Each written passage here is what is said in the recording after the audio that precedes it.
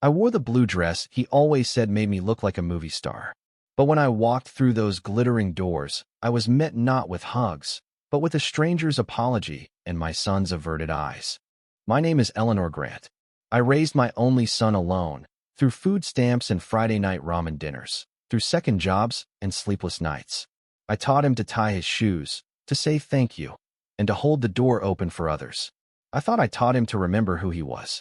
But as I stood outside the Grand Marlowe that night, fingers trembling around a gift bag I had spent my week's pension on, I wondered if I had taught him anything at all. The maitre d' gave me a look that hovered between pity and confusion. "Ma'am," he said softly, "I'm sorry, but this is a private event." He gestured to the tall glass doors behind him, beyond which the party was in full swing. Candlelight danced on wine glasses. Laughter rang out like wind chimes. My son, Michael, sat at the head of the table, grinning beside his wife. And not once did he look toward the entrance. I opened my mouth to explain, to say I was his mother, that I had held him while he sobbed through his first heartbreak, that I had walked 3 miles in the snow to bring him cough syrup in college, that I had sold my engagement ring to help him pay for law school. But no words came. Instead, I just stood there, in that blue dress, with the same heels I wore to his wedding 12 years ago. A young woman, his assistant, maybe finally approached and whispered something to the maitre d'. She gave me an apologetic smile, all dimples and lip gloss, and said the words I'll never forget. "I'm so sorry, Mrs. Grant. They weren't expecting family tonight." I blinked. "But it's their anniversary dinner." "Yes, but it's more of a curated guest list. Clients, partners, public image sort of thing." I must have looked ridiculous, standing there with my little wrapped photo album, 50 years of memories I had compiled for them. My hands had stitched the leather cover. My fingers had glued every corner, pressed down every caption. I had poured hours into it, poured myself into it. And still, Michael never looked back.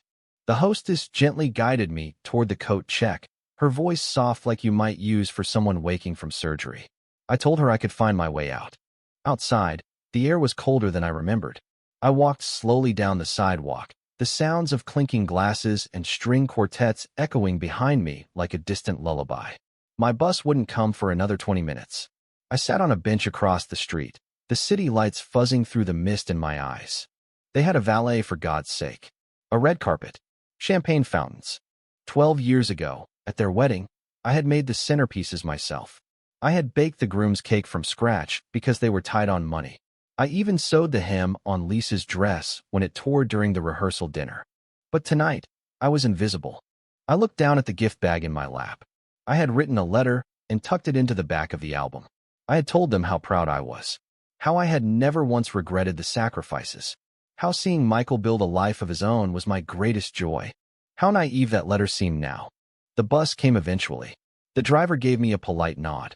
I sat near the back, the gift still in my lap. A woman in a red coat gave me a warm smile before looking back to her phone. No one asked me why I was dressed like that. No one asked why I looked like I was unraveling.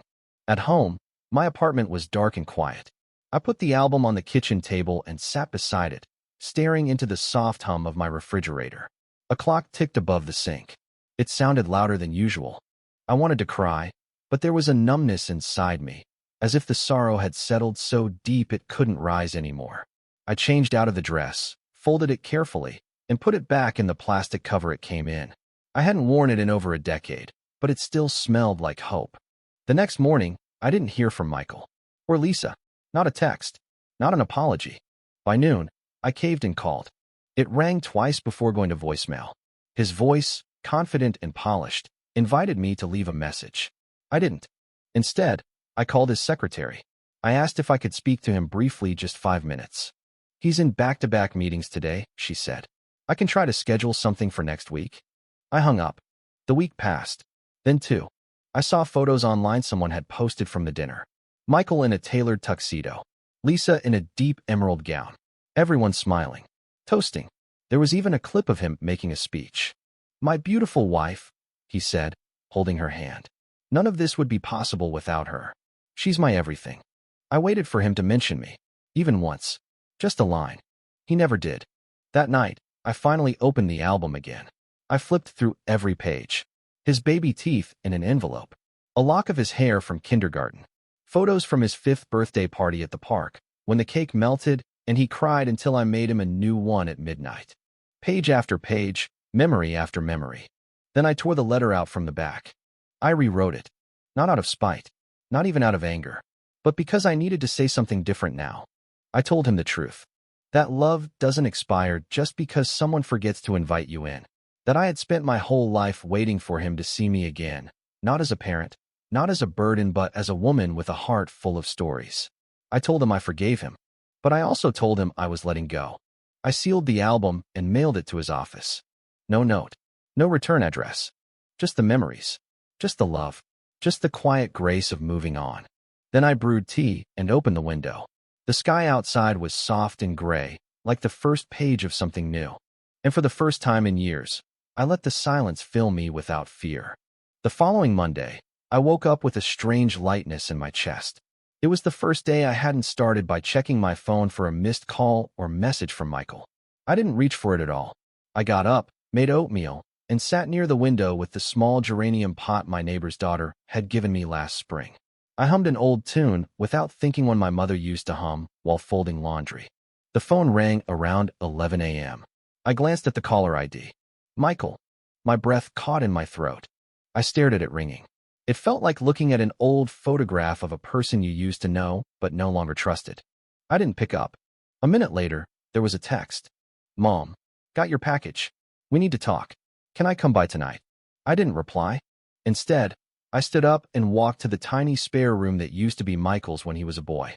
The same posters were still pinned on the wall's faded comics, a drawing he'd made of the moon landing, and a crooked blue ribbon from the 5th grade science fair. The bed still had his old quilt, and the closet still held a box labeled college stuff. I sat on the edge of the bed and stared at the floor. Did I want to see him? Did I want to hear what he had to say? Would it be an apology? Would it change anything? I stood up slowly and walked back to the kitchen, poured myself another cup of tea. I looked around the small, quiet space of my life. My peace. My hard-earned peace. Then I texted back. 7 p.m. When the doorbell rang that evening, he looked different. Still sharply dressed. Still expensive shoes and a tie that probably cost more than my entire grocery budget. But his face was strained. There was a nervousness around his eyes. A flicker of the boy I used to know. He held the album in his hands like it weighed 20 pounds. Hi, Mom, he said softly. I opened the door wide and stepped aside. He walked in slowly, looking around like he hadn't been here in years. Which, frankly, he hadn't. Not really. The visits had become shorter, more rushed. Birthday calls had turned into texts. Holidays had shifted to quick brunches with Lee safe at all. You look good, he said, setting the album on the table. I didn't respond. He sat down across from me and exhaled hard, like he'd been holding his breath since he got off the elevator. I messed up, he said. Big. I folded my hands. I didn't know how to explain it. I thought it would be easier to just not deal with it. I told Lisa you wouldn't mind, that you probably wouldn't want to come, that maybe a big event like that wasn't your thing. My eyebrows lifted slightly, but I said nothing. He rubbed his eyes. But that wasn't true. I knew it wasn't true. I just didn't want the judgment. From clients. From partners. Everyone there was rich, Mom. Powerful. Lisa said we had to be polished. Curated, she called it. No surprises. No awkward moments. No emotional wild cards. I finally spoke. And you thought I was a wild card? His mouth twisted. No. I was scared. Scared of what? He looked at me then. Really looked. That they'd see I came from somewhere simple. From someone who didn't fit their idea of success. That I'd be exposed. I don't know. It sounds stupid now. It doesn't sound stupid, I said quietly. It sounds painful. He swallowed hard. Mom, you gave everything for me. You were everything. And I still shut you out. There it was. The truth. The words he had never dared to say. I'm sorry, he whispered. You didn't deserve that. You never did. I watched him closely. His eyes shimmered, though he tried to blink it away. I looked through the whole album, he continued. Every page. Every picture. God, Mom. I forgot so much. The way you used to braid my hair after baths.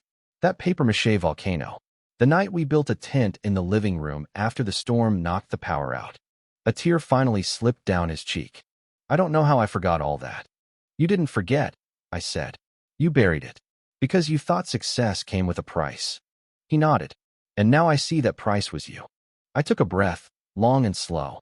I spent so many years thinking that if I just loved you hard enough, deep enough, unconditionally enough, you'd never leave me behind. That all the sacrifices would come back as gratitude. But life doesn't work like that, does it? He shook his head. No, I continued. Love isn't a transaction. It's a risk. And I made that choice. I'd do it again. But I won't pretend it didn't hurt. He leaned forward, hands clasped together. What can I do to make it right? I looked at him for a long time. You start by showing up, I said. Not when it's convenient. Not when your image allows. You show up when it's uncomfortable. When it's quiet. When no one is clapping for you. He nodded, shame and hope mingling on his face. I want you to know, I added, I'm not angry anymore. But I also won't wait at windows or scan my phone every Sunday afternoon. I've let go. He sat back, absorbing that. It wasn't a rejection, but it wasn't a warm embrace either. It was real. It was adult. It was honest. Do you want me to come by again sometime? He asked. Maybe this weekend? I smiled softly. I think that's a start. He stood, then reached for the album. May I take this with me? Of course, I said. It was always meant for you. At the door, he turned once more. Thank you for letting me come. I didn't do it for you, I said gently. I did it for me. He gave a small, respectful nod and left. That weekend, he came again. This time he brought bagels and real butter and asked about my sewing project. The weekend after that, he came alone again but said Lisa wanted to visit next time. Little by little, piece by piece, he began to rebuild. I didn't rush it. I didn't demand. But I also didn't shrink myself anymore. For the first time in a long time, I felt seen. Not because I made a speech. Not because I stormed into a fancy restaurant. But because I finally stood up in my own story and said, quietly, but firmly, I matter. Michael kept coming. Not every weekend, and not always for long, but often enough that I began to learn the sound of his knock again. It was softer now, less hurried, like he had finally remembered how to enter this place with care. Lisa came too, eventually. She brought lemon bars and tried, awkwardly at first, to compliment my little apartment. Her voice was high and formal, like a guest speaker at a luncheon, but beneath that shell, I sensed something else. Guilt. Or maybe shame. Maybe both. I wanted to say sorry, she said on her second visit, when Michael was in the kitchen pouring coffee. For the dinner. For not inviting you. I looked at her. She wore a cream blouse and a pair of gold earrings that probably cost more than my monthly rent. But her hands trembled as she held her mug. I told Michael it would complicate things, she confessed. I thought your presence might make people ask questions. About his background. About your life. I was protecting him. Or maybe I was protecting us. Our image. That's not an excuse. Just what I told myself. I nodded. I didn't interrupt her. My mother never cared for me much, she continued. She drank. Said ugly things. I grew up promising myself I'd build a better life. A clean life. But along the way, I started thinking clean meant separate. Separate from anything messy or real. That's a dangerous belief, I said. She smiled sadly. I'm learning that. Michael returned with the coffee, and the conversation moved on. But that moment lingered. It sat between us like a soft weight unspoken, but acknowledged. After they left, I sat with that feeling for a long time. They weren't evil people, just people who had gotten lost in the noise. The noise of status, ambition, image. I had known that noise once, too. In my 20s, working 2 jobs and pretending I didn't need help. I had swallowed my pride more times than I could count. So I understood the ways people contort themselves just to be seen in a certain light. But I also knew what it meant to come back. To look someone in the eye and ask for forgiveness without demanding absolution. That mattered. Autumn came quickly that year. The leaves outside my window turned the color of rust and honey. The air grew crisp, and I began knitting again, something I hadn't done since before Michael left for college. I knitted a scarf, then a second. By the third, Lisa asked if I sold them online. Not yet, I laughed. But maybe I should. Michael offered to help me set up a small Etsy shop. He came over one Saturday with his laptop, and we sat at the kitchen table while he explained everything. It reminded me of the afternoons I used to help him with science projects. He'd get so frustrated when things didn't go right, but I always told him to breathe, to take his time. Now the roles were reversed. He was teaching me. Call it Eleanor's hands, he suggested. I smiled. That's sweet. It's the truth, he said. Everything good I know came from them. There was silence after that. A warm kind. Later that night, after he left, I found myself staring at my hands. They were worn now, a little knotted, the veins more visible, but still strong, still capable.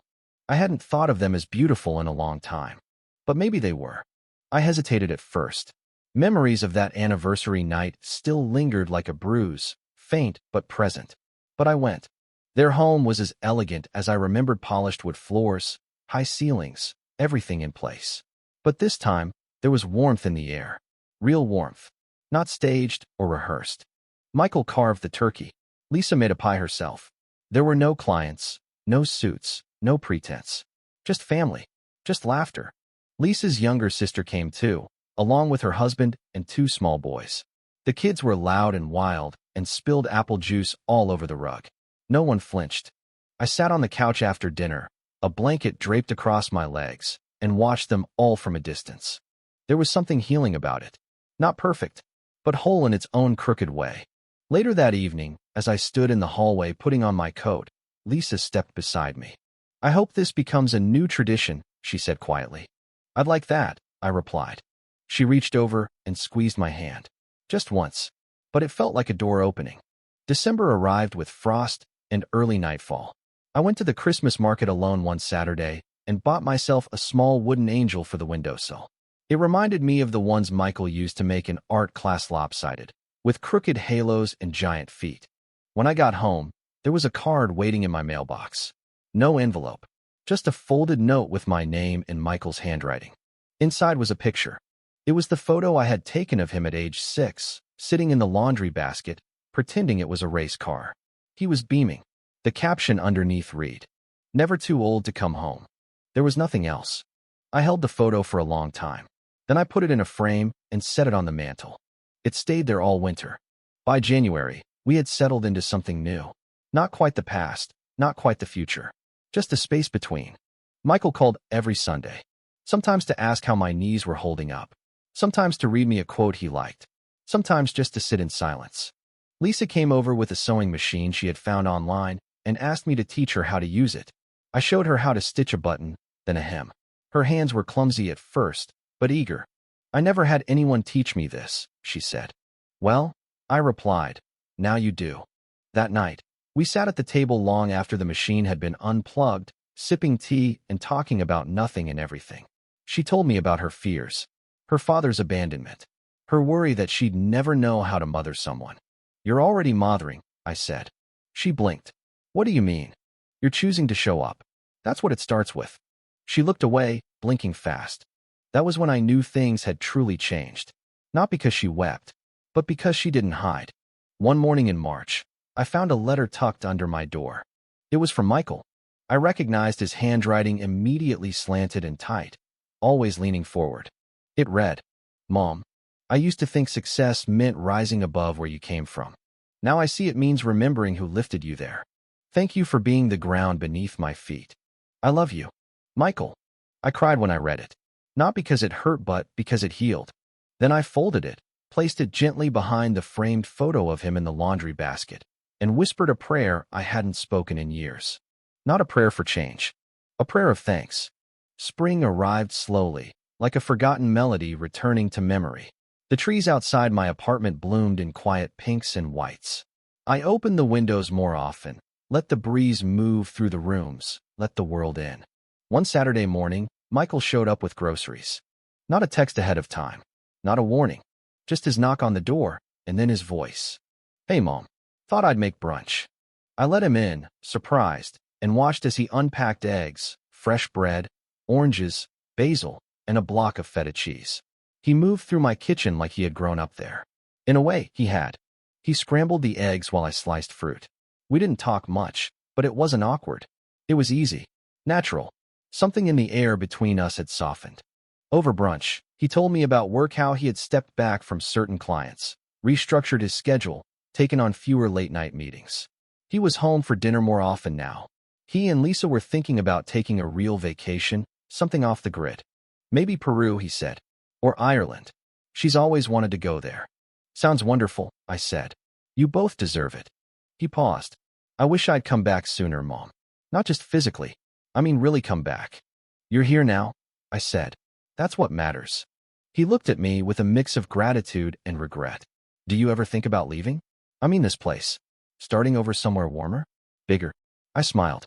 I've planted too many roots here. The soil knows me. He chuckled at that. You always talk in poetry. No, sweetheart, I said gently. You just stopped listening to the rhythm for a while. He leaned back in his chair, his eyes damp again. I hear it now. A few weeks later, we went to the farmer's market together. Just the two of us, like old times. I carried a canvas tote, and he insisted on buying me every jar of jam I paused too long in front of. We shared a paper cone of roasted almonds, warm and sweet, and watched a man play violin near the fountain. I used to bring you here when you were little, I said. You danced to the street musicians and tried to pet every dog in sight. He laughed. I don't remember that. I do. I remember everything. He grew quiet, thoughtful. Then he reached for my hand, not rushed, not dramatic, just a simple gesture. His thumb rested against my knuckles the way it used to when he was small. We walked like that for a while. A mother and her grown son, reclaiming something neither of us realized we'd lost. That night, after I returned home and tucked away the jam jars, I found a voicemail from Lisa. She sounded breathless. Eleanor, I have news. Big news. Call me when you can. I dialed her back, heart fluttering. She answered on the first ring. We're having a baby, she blurted out. I just found out. Not even 8 weeks yet. But I couldn't wait to tell you. For a moment, the world stilled. Then tears sprang to my eyes. Oh, Lisa, I said. That's beautiful. I'm scared, she admitted. But excited. And too really want you to be part of it. From the beginning. Not just at the holidays. I want our child to know you. Really know you. You don't know how much that means to me. I whispered. No, she replied. I think I do. From that point on, everything changed again. I began knitting baby blankets, blue ones, green ones, yellow ones just in case. I picked up little board books at the thrift store. Michael brought over an old cradle from the attic and asked if I could help restore it. Lisa started coming by just to sit and talk. She asked me questions about motherhood, about the sleepless nights, about the fears that crawl in during those quiet, desperate hours. You'll be fine, I told her. You have love in you. That's what a child needs. One afternoon, she reached over, took my hand, and placed it on her belly. Nothing was showing yet, not really. But her eyes shone with something new, something raw and holy. This child will know you, she said. And in that moment, I believed her. They asked me to help choose names. We sat on their balcony one spring evening, a warm breeze weaving through us like thread. Michael had a notebook. Lisa had tea. I brought over a plate of oatmeal cookies still warm from my oven.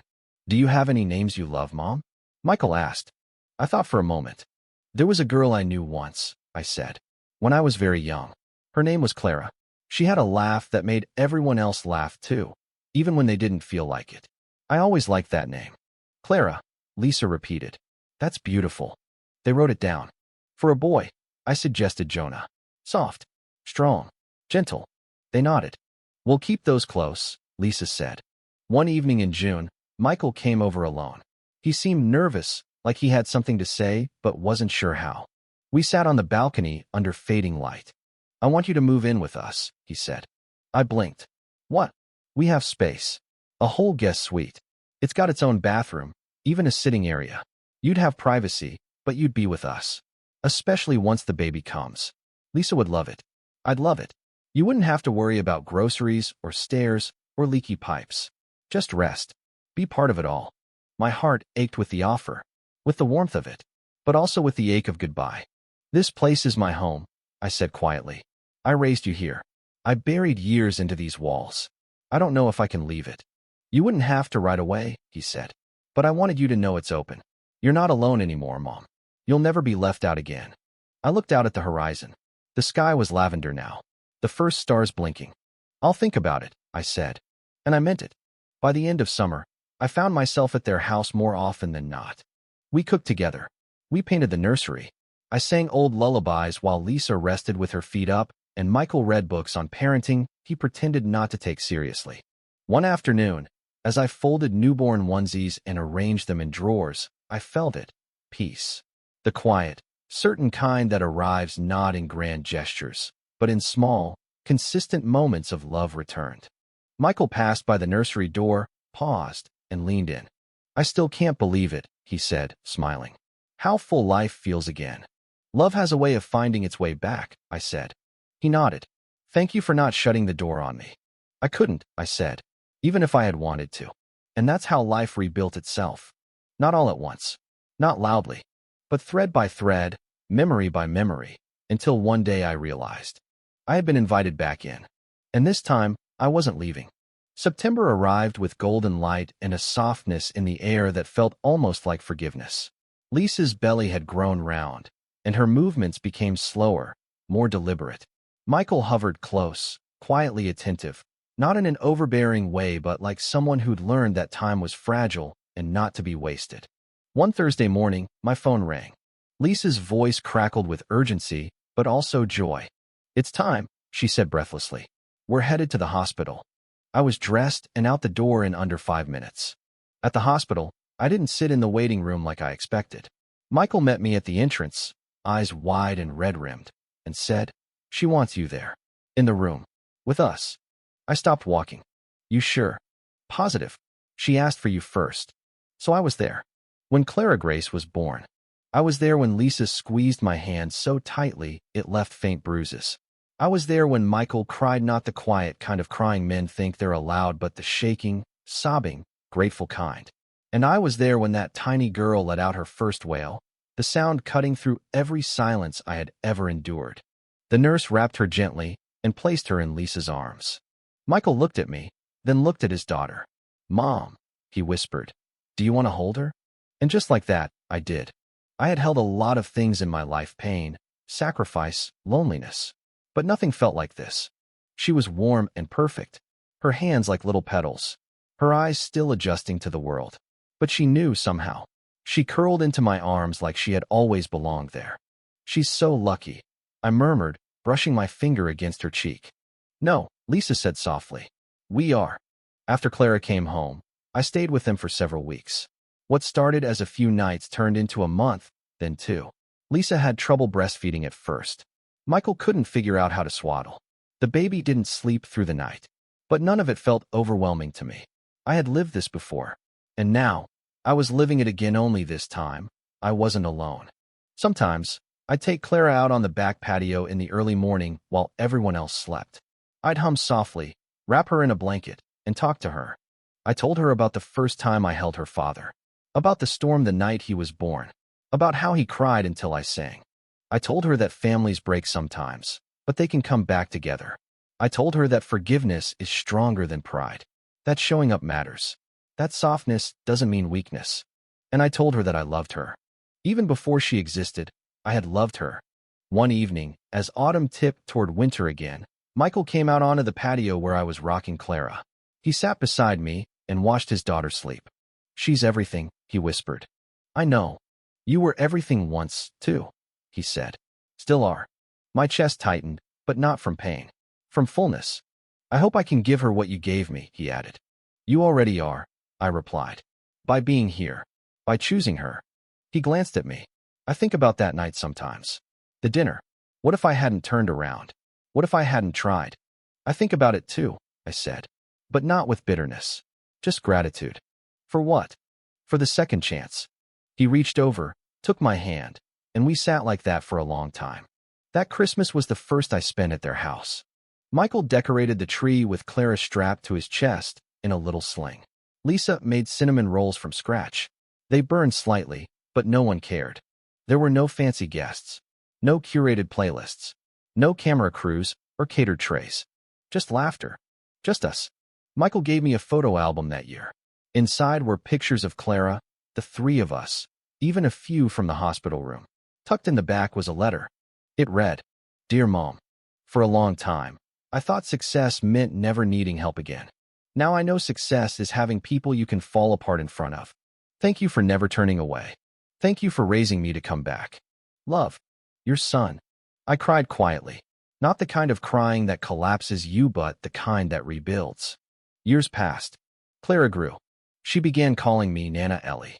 She liked to sit on my lap and braid my thinning hair. She drew me pictures with hearts and stick figures, and once wrote, "I love you more than stars." When she was 5, I taught her how to sew a button. When she was 7, We baked the same sugar cookies I used to make for Michael's class parties. By the time she was 10, she would come over after school, climb onto the couch, and read aloud while I knitted in the same chair I once cried in. One day, she asked me, "Nana Ellie, were you ever sad?" I smiled. Sometimes, but not anymore. Why not? Because someone let me back in. She didn't understand then. But one day she will. I never did move in permanently with them. My little apartment stayed mine, roots and all. But I was there every weekend. Every holiday. Every "can you watch her for a few hours?" And "we burn the soup, help." And they came to me, too. Sunday brunches. Movie nights. Quiet evenings with tea and board games. We built a bridge between us. Not over the pain but through it. With it. Because of it. Now, in the golden stretch of my life, I sit in my chair by the window with a photo of Clara on my lap and Michael's letter framed beside it. Sometimes, when the wind is just right, I hear music from the park across the street, violins and children laughing. And I think about the night I stood in front of the Grand Marlowe in my blue dress. Alone. Uninvited. Unseen. But not forgotten. Because that night wasn't the end. It was the beginning. Of something softer. Something real. A second chance. And the quiet, stunning miracle of being let back in not as a mother who gave, but as a woman who stayed.